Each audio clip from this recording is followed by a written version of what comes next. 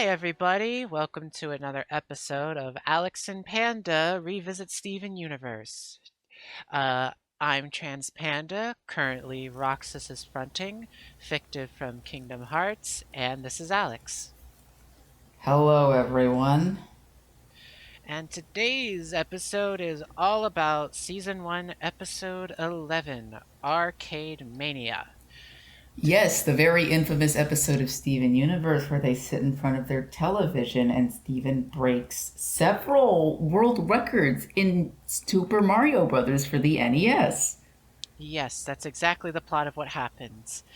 And it's so funny that they could convince Nintendo to let them use the Super Mario Brothers IP in this show in the first season. That's how much potential this show had. Okay, I'm done. The bit's Absolutely. over. And before the movie, they were really trusting back in the day. But yes, Arcade Mania starts out on a stealth mission where the crystal gems are all trying to stealthily sneak up on something. Steven, bringing a big puffy jacket, is making like very silent. I don't know what else to say. I want to say Swifty noises, but it makes me think of Taylor Swifty noises. noises. That's the problem. That's the only way I could describe the noise that's like coming from the jacket, but it just sounds like he's an aggravating, annoying music fan. Uh, he tries to be quieter, but Amethyst does some teasing, which causes him to fall the cliff and wakes up the monster of the cavern. Garnet manages to Blue rescue Patrick. Well, it was kind of was it Blue Patrick? It had like a rock part to it, didn't it? I think it did. I'm just making fun of the jellyfish the starfish motif going on with them. That's fair. But Garnet basically saves the day, where she manages to be surprisingly nimble for the character that's been characterized as sort of the rock of the group. Um, That's true, actually. Yeah. she is very fast and very nimble, and that's how she manages to get to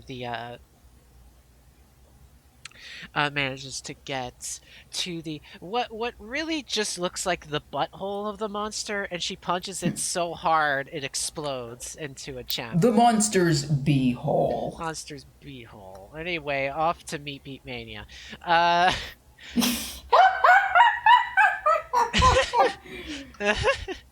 yes. But so because of the successful mission, Steven decides to take them all to the arcade to celebrate their brand new mission. Uh, there's a lovely sunset shot, and he tries to give all the gems just a good fun time with human electronics and arcades. Um, this obviously goes awry, but the main one it like messes up with is Garnet, who breaks several of the machines due to misunderstanding them. And the last thing that Steven introduces her is to a arcade called Meet Beat Mania, which is an arcade game which you shake big metal hams.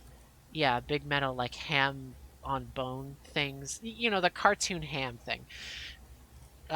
And you just shake it to the beat. It doesn't look very well. If you know anything about actual rhythm games, you would probably tell that it doesn't look like an actually well communicated arcade game. But Garnet is doing That's true. very shockingly good at it.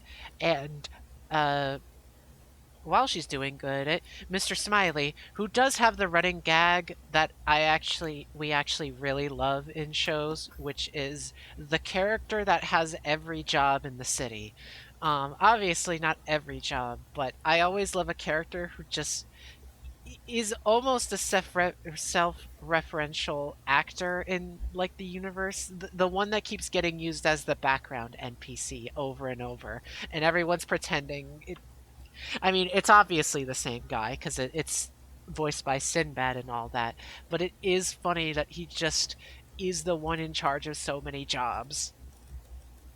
They leave because Mr. Smiley immediately caught on to the fact that his machines are starting to break all of a sudden, and they leave Garnet behind, who's still playing the arcade. The next day, uh, the crystal gems are just kind of casually hanging out. Uh, with nothing happening, and they haven't seen Garnet in a bit. So Steven goes out for quarter hunting on the beach with his trusty, handy dandy rough metal detector, which is a doggy metal detector. And he finds another metal detector in the sand. And It's until funny because Steven throws away a silver dollar in the same scene. because he's only hunting for quarters for those arcade machines. But at that point, tragedy strikes because what were originally parasites on the big gem monster apparently followed them and are starting to attack everyone in sight.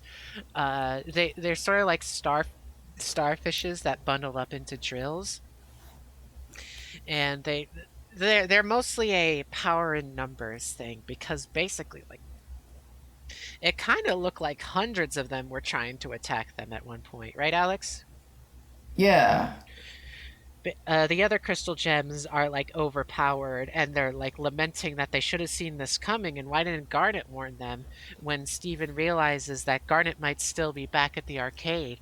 And when he runs in, Garnet has been at the same Meat Beat Mania arcade for like must have been over 12 hours by that point when I think about it. She would have a serious gambling problem. Actually, if she went to Las Vegas, she would sweep. She would sweep, but she would also she wouldn't have a gambling problem because everybody would assume she's cheating and would throw her out. So I guess They she couldn't really throw her out. She could destroy someone if they she could put somebody in the hospital. Oh, for sure. I'm just saying it would be enough of an interruption for Garnet to probably stop. But basically, Yeah. the rest of the episode is now Steven having to manage to snap Garnet out of this trance, who just seems to be fully and completely stuck. And we see this emphasis by the fact that we finally see what's under Garnet's visor, which is a third eye, which hasn't exactly been specified. Like, if you're first watching this episode, you may assume that this is why she has such good dexterity and quick reflexes and moves, is that she literally has one more eye to observe the environment than other people do. And that's personally what I'm going to say right now for how, because it is kind of what the implication feels like. But basically, it's the Meat Beat Mania has put her in a trance. So Steven at first tries to unplug the machine, and it has a humorous moment where Garnet pauses, throws the meat in the air, puts her hands on the arcade machine, zaps it with her hands, and it comes back on completely good and ready to charge, and she just goes back to the Meat Beat Mania. This is the only instance of electrokinesis throughout the entire series, if I remember correctly. Very interesting, because I don't recall either. But at the very least, while Garnet is having her Category 5 autism moment, Steven then just comes to the conclusion that the only way he can win is by beating Garnet at her own game, and then he immediately loses, because he cannot possibly beat Garnet when it comes to a dexterity rhythm contest. So instead, he just smashes the machine into pieces to snap Garnet out of it. And this is the first time Steven has displayed his superhuman strength. He like rips something out of the arcade machine. Like no, yeah, that's definitely stronger than the average human. And Garnet then thanks Steven for snapping her out of it, and she immediately goes outside to help beat the drill starfish things. And when Steven comes out because he wants to help, Mr. Smiley immediately catches him, saying that he's the one who's been breaking all the machines and forces him to work for the arcade for a bit. And honestly, that's kind of just how the episode ends, with Steven sweeping the floors while the gems fight the actual monsters outside. So this Yes. episode, what thoughts do you have, Alex, to save my throat? Okay. My first note is Amethyst makes a gigantic mistake. This is the first instance where an established member of the Crystal Gem jeopardizes a mission. It explicitly is at blame for the mission failing, or not failing, but almost failing because of Amethyst specifically, because she's taking the time to mock Steven making Swifty noises, which, granted, I would also mock somebody else for making Swifty noises, but the other kind of Swifty noise. Okay, second note. There is a risque joke in this episode. We have been saying it multiple times, and it is point blank in your face.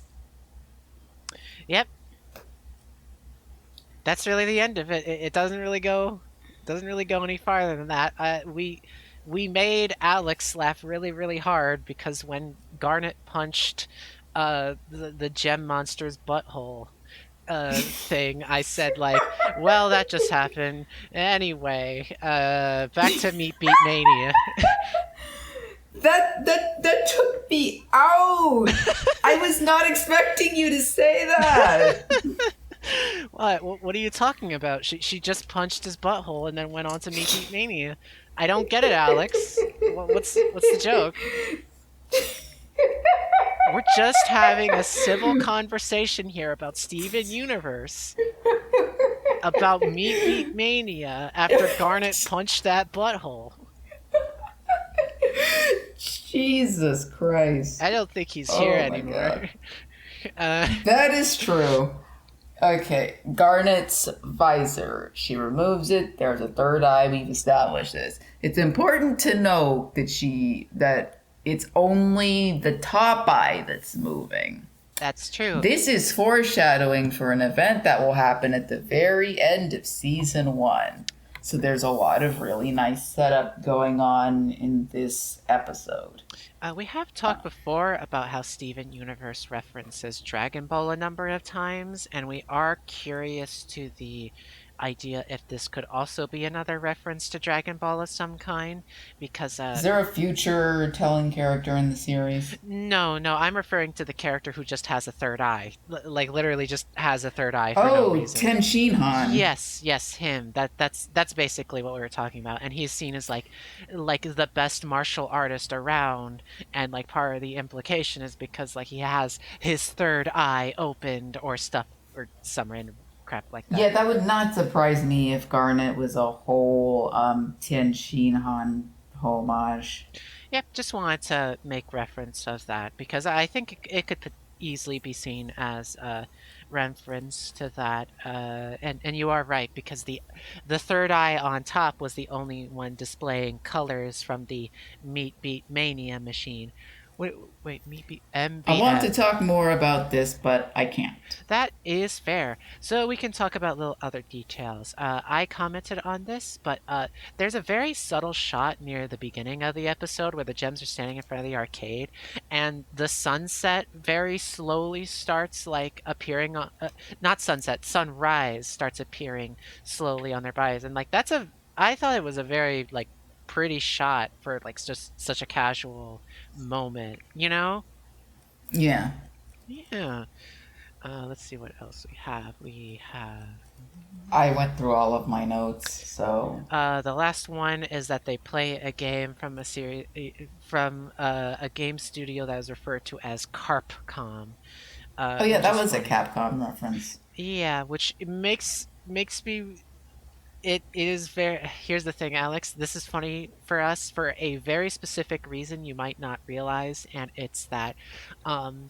We are familiar with the Ace Attorney series from Capcom. Oh yes, and they are yes. and I am very familiar with your familiarity with Phoenix, right?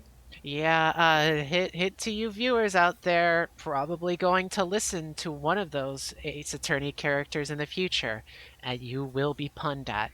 But regardless, the reason why we comment on that is because there have been times where the copyright thing, like in the arcade cabinet, like copyright at Capcom or something, that has been misspelled in Capcom games.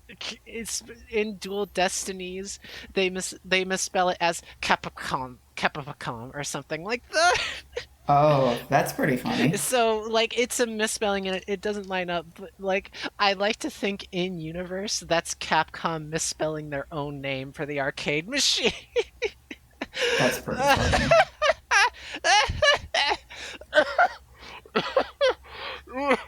Sorry. I'm Um, gonna say this. There is a character in the game who looks like a reference to an IP that one of the people who worked on this show did. And I'm wording it this way because I do not think we will be talking about this show. And I do not think uh, Roxas and I, uh, we both talked about it. Zay and I agree that we we probably don't want to should do steer it. clear of this show. Like Yes, we have thoughts about the show, which actually correlate to the fact that we were partially brought onto this podcast, but it's not enough to really focus on it for an entire podcast series, so we don't really care. I just think it would be miserable. Yeah, If we're going to do anything with that show, it would just be one episode, and it has to be the worst one. nah, that's perfectly fair enough. Like, for as much as we're going to harp on Steven Universe, it's like there's so many qualities and details about it. I actually genuinely like, unlike that other series, which I would just have a miserable time watching. The reason why Yeah, we agreed I to this can't see us podcast enjoying that. yeah, the reason why we agreed to this podcast is because we knew, like, no matter what happens, we're probably going to have a halfway good time listening to it or watching and stuff like that. I'm not going to be miserable all the time. This might come as a shock to the viewers, especially people who know me, but Roxas and I, we don't actually hate Steven Universe. Not even remotely, honestly. Like it's more of a the flaws get in the way a lot more than hating it. Missed opportunity is the best way I can put it. Well, I don't really consider Steven Universe a missed opportunity as much as it's just an example of a network IP that couldn't achieve what it wanted to achieve because of it being a network IP. Good Like point. a lot of the problems with Steven Universe are problems with our current system, are very big problems with the animation industry, and it's also like a huge conversation about how much of the original artist's vision was successful in getting across what they wanted to get across. And the thing about Steven Universe is that both Roxas and I, we have both agreed that Steven Universe does not accomplish its goals. And it's just important to have a dialogue about why we feel that way. Exactly. Listen to this system talk about systematic issues, because we're the only Oh, ones that's a really good one. What? That is so good. What? That is so, so good. Who better to talk about systematic issues than a system? Where Nice. radical like guitars start playing in the background.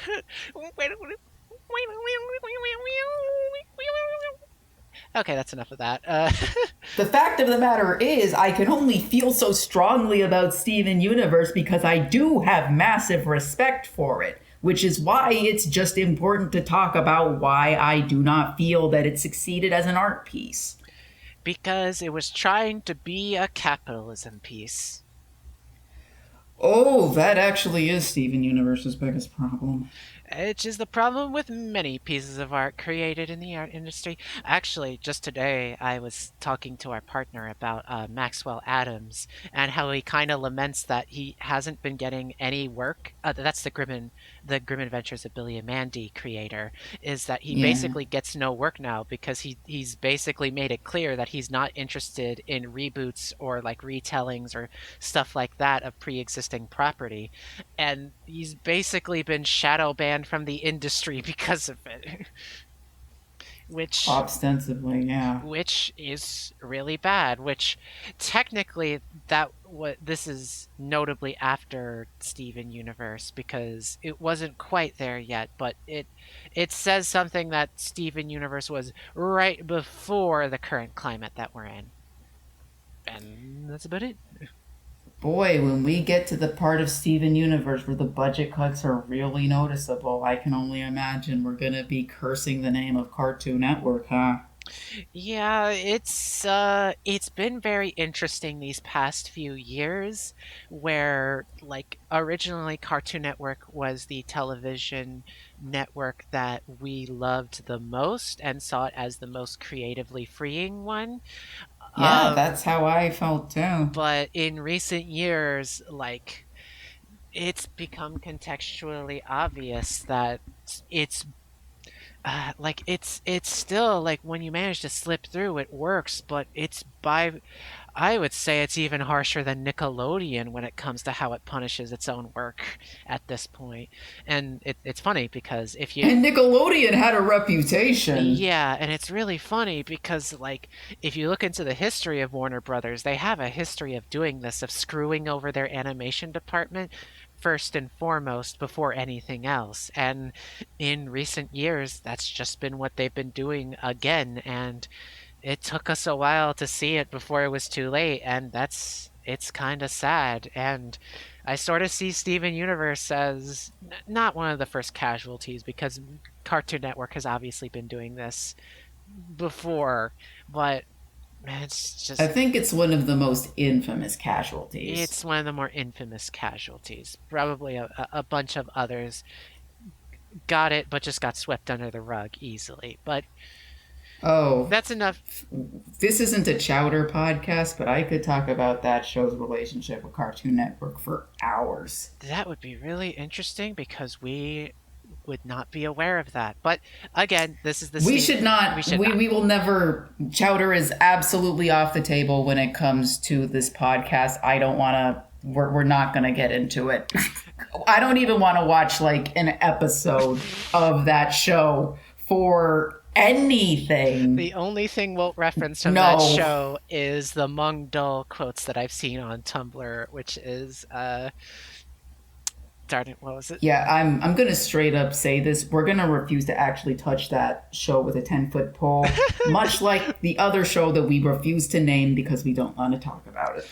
Perfectly understandable, and that was really off topic of Meat Beat Mania, Arcade Mania, but to be honest, it kind of was another straightforward episode with Garnet because like her character was kind of in a trance for so long that it was hard to I I don't like to harp on Garnet a lot because I do like her character. It just like feels weird that they no, wait, I wanted to say that like at the beginning when I really did like that Steven was introducing the gems to human culture and stuff like that, and we see different ways of how the gems badly like adjust to it. Like Pearl gets on like one of those wreck everything in sight driving games, and she actually drives like a safe driver would, which nobody in California would do. Uh, and the game calls her awful for not using her turn signal or something. I think it would have been funnier if there was a turn signal, but the game chastises you for doing it. Uh, That would be funny. um, Amethyst gets like a skee ball game and like finds out you can get a bunch of tickets to get like really cool rewards, but she immediately cheats because she doesn't understand that you're not supposed to do that because that defeats the purpose of the game. And Garnet you see the most of where she gets shown a fighting game and then she immediately punches the screen because she misinterprets what the fighting game is, and then she goes to an actual boxing fighting game thing and then she completely destroys it because she doesn't understand that it's supposed to be used by other people, and that's when the meat beat comes in. So there were cute little moments in there, but I'm more so noticing a trend where Garnet like is so far is having little moments to struggle to show some of that. Well, we need to appreciate them while we have them because the more I this guess this is series lives, the less she's gonna get them. unfortunate. Uh, but personally, that's all we got. I did like this episode. It did what it needed to, and I liked it. I yeah, I liked it. All right. I guess we can go ahead and call it here. Okay, everyone. Well, as usual, we're TransPanda. You can find us on TransPanda1 on Tumblr. Hi, once again, I'm Alex. I'm very crappy, so you don't want my social media. This is Roxas signing out. Thank you for existing. Good night, everyone. If I could begin to be half of what you think of me, I could do about anything. I could even learn how to love like you.